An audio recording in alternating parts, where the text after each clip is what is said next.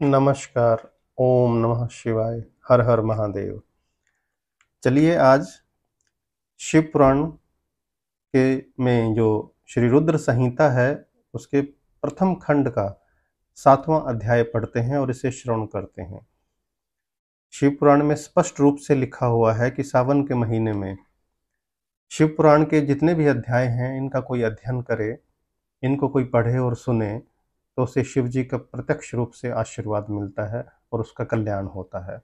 तो चलिए इसी कड़ी में हम 7वां अध्याय श्री रुद्र संहिता के प्रथम खंड का पढ़ने जा रहे हैं। इस अध्याय का शीर्षक क्या है? जब विवादग्रस्त ब्रह्मा विष्णु के मध्य अग्नि स्तंभ प्रकट कर दिया गया शिव जी के द्वारा। तो क्या है, चलिए पढ़ते हैं इसको।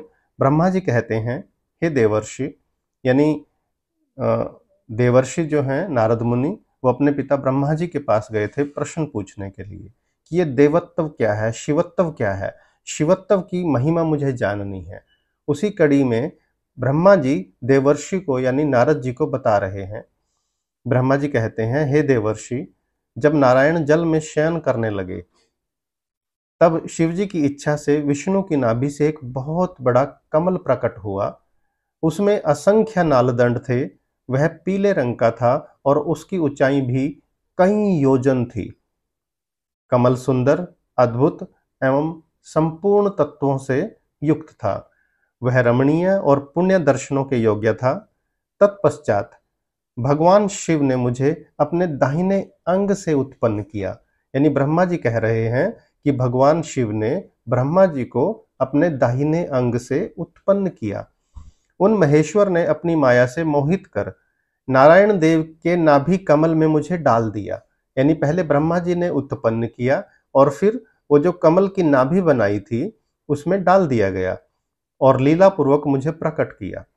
इस प्रकार उस कमल के से पुत्र के रूप में मुझे जन्म मिला। मेरे 4 मुख लाल मस्तक पर त्रिपुंड धारण किए हुए थे। भगवान शिव की माया से मोहित होने के कारण मेरी ज्ञान शक्ति बहुत दुर्लभ हो गई थी और मुझे कमल के अतिरिक्त और कुछ भी दिखाई नहीं दे रहा था। मैं कौन हूँ, कहाँ से आया हूँ, मेरा क्या कार्य है, मैं किसका पुत्र हूँ, किसने मेरा निर्माण किया है, कुछ इस प्रकार के प्रश्नों ने मुझे परेशानी में डाल दिया था। कुछ क्षण बाद मुझे बुद्धि प्राप्त हुई और मुझे लगा कि इसका पता लगाना बहुत सरल है। इस कमल का उद्गम स्थान इस जल में नीचे की ओर है और मैं इसके नीचे मैं उस पुरुष को पा सकूंगा जिसने मुझे प्रकट किया है। यानी ब्रह्मा जी ने सोचा कि ये जो कमल है मैं इसके साथ साथ नीचे चलता हूं। जिसने मुझे प्रकट किया है, यह सोचकर एक नाल को पकड़कर मैं 100 वर्षों तक नीचे की ओर उतरता रहा। यानी कमल की नाल सोचिए कितनी बड़ी होगी, कितने योजन की होगी कि 100 वर्षों तक नीचे उतरते रहे उसको पकड़ के ब्रह्मा जी। परंतु फिर भी मैंने कमल की जड़ को नहीं पाया। इसलिए मैं पुनः ऊपर की ओर बढ़ने लगा। बहुत ऊपर जाने पर भी कमल कोश को नहीं पा सका। तब मैं और अधिक परेशान हो गया। उसी समय भगवान शिव की इच्छा से मंगलमयी आकाशवाणी प्रकट हुई। उस वाणी ने कहा, तपस्या करो, यानी तप कीजिए। उस आकाशवाणी को सुनकर अपने पिता का दर्शन करने हेतु मैंने तपस्या करना आरंभ कर दिया और 12 वर्ष तक घोर तपस्या की। तब 4 भुजाधारी सुंदर नेत्रों से शोभित भगवान विष्णु प्रकट हुए। उन्होंने हाथों में शंख, चक्र, गदा, पद्म धारण कर रखे थे। उनका शरीर श्याम कांति से सुशोभित था। उनके मस्तक पर मुकुट विराजमान था तथा उन्होंने पीतांबर वस्त्र और बहुत से आभूषण धारण किए हुए थे। वे करोड़ों कामदेवों के समान मनोहर दिखाई दे रहे थे और सांवली व सुनहरी आभा से शोभित थे। उन्हें वहां देखकर मुझे बहुत हर्ष और आश्चर्य हुआ।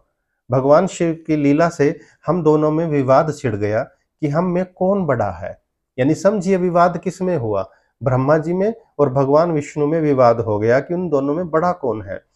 उसी समय हम दोनों के बीच एक ज्योतिर्मय लिंग प्रकट हुआ और वो ज्योतिर्मय लिंग किसने प्रकट किया था? भगवान शिव ने। हमने उसका पता लगाने का निश्चय किया। मैंने ऊपर की ओर और विष्णु जी ने नीचे की ओर उस स्तंभ के आरंभ और अंत का पता लगाने के लिए चलना आरंभ किया। यानी उन दोनों में जब विवाद हुआ ब्रह्मा जी और विष्णु में, तो दोनों के बीच एक स्तंभ आ गया। तो दोनों ने ये निश्चय किया कि इसका आरंभ और अंत का पता लगाते हैं। ब्रह्मा जी ऊपर की ओर चल दिए और विष्णु भगवान जी नीचे की ओर चल दिए।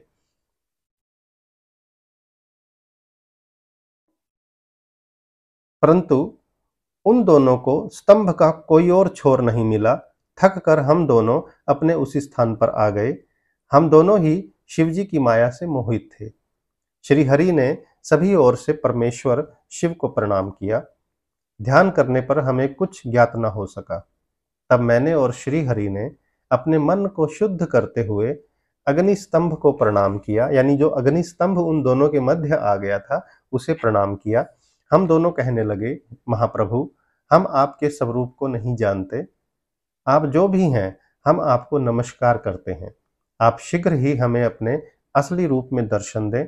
इस प्रकार हम दोनों अपने अहंकार को भूलकर भगवान शिव को नमस्कार करने लगे। ऐसा करते हुए 100 वर्ष बीत गए। याद रखिए, यानी जो अग्नि स्तंभ उनके बीच में आ गया था, जिसका उन्होंने ऊपर नीचे जाकर पता लगाने की कोशिश की थी, उसके बाद उसको नमस्कार, उसको एक तरह से पूजन करते हुए, उसकी महिमा करते हुए उन 100 वर्ष बीत चुके थे। तो इस अध्याय में हमने देखा कि कैसे ब्रह्मा और विष्णु जी में विवाद हो गया था और उनके मध्य क्या आ गया था, एक अग्नि स्तंभ आ गया था। श्री रुद्र पुराण के प्रथम खंड के 8वें अध्याय में हम करेंगे कि ब्रह्मा विष्णु को भगवान शिव ने किस तरह से दर्शन दिए। आशा है आपने इस 7वें अध्याय को भक्ति भावना से श्रवण किया है। हर हर महादेव, हर हर महादेव, हर हर महादेव।